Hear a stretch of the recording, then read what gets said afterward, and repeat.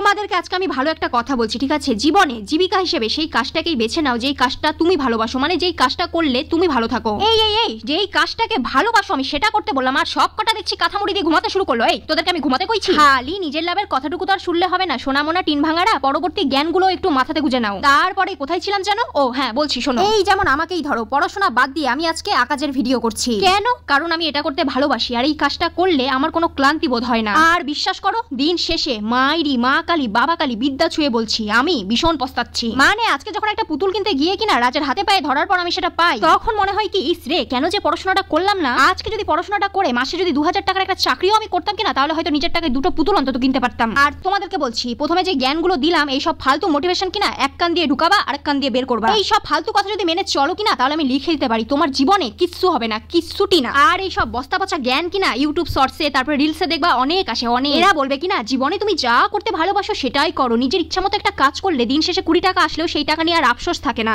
আর তোমাকে এরকম ভাষণ দিয়ে 3 মিনিটের ভিডিও 3 ঘন্টা ধরে এডিট করে সব কটা কিন্তু নিজের লাইফে দারুণ সেটেল হয়ে বসে আছে। আমিও কিন্তু আগে এইসব ভিডিও দেখে প্রভাবিত হতাম, বুঝছো? কিন্তু ওই যে কথাই আছে না, দাঁত থাকতে মানুষ দাঁতের মর্ম কিন্তু আর বোঝে না। তাই এখন বুঝি জীবনে সব থেকে বড় শুভাকাঙ্ক্ষী হলো আমাদের মা বাবা। এখন আমার এই ভিডিওটা আমার মা বাবা দেখবে আর ভাববে আমাদের মেয়েটা অবশেষে লাইনে এসেছে, কিন্তু এমন টাইমে এসেছে। তারপরেরটা আর বললাম না, থাক। আর আজকের ভিডিওটা এইটুকুই।